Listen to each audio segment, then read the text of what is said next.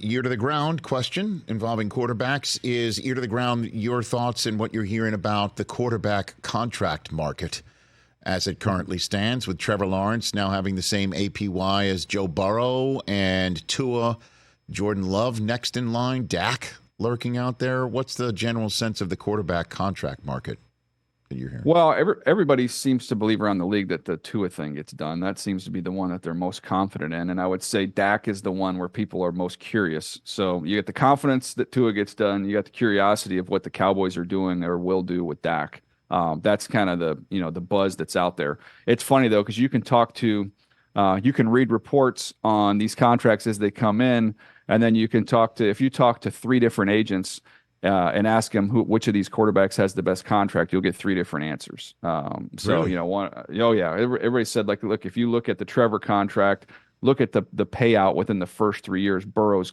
deal is still, is much better than his.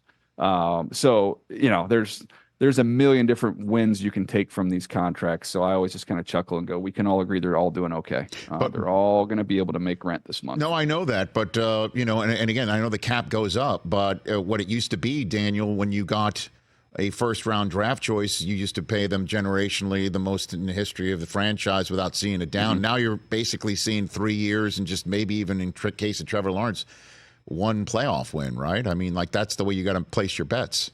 Yeah, days. And I think you have to take all the information you have that we don't. And I know just from talking to people that are connected there in Jacksonville how beat up he was last year. So when you got somebody who's not able to practice, who's just willing his way out onto the field and trying to help in any way that he can, I think you got to factor some of that in. I think you also have to factor in, as you did numerous times on the show, during that rookie year, that was a tough one, to be in that situation that he was in there and the turmoil that surrounded that. So I think you almost kind of throw that first year out. You've got to kind of look at this last year with a little bit of a skewed view because of the health situation and go back to believing in two things, Rich. You believe in the talent that he has, and absolutely he has that. And then you believe in the makeup. And by all accounts, he checks both of those boxes. Now he's got to cut down on the turnovers. He's got to find a way to keep his body fresh and healthy through the season.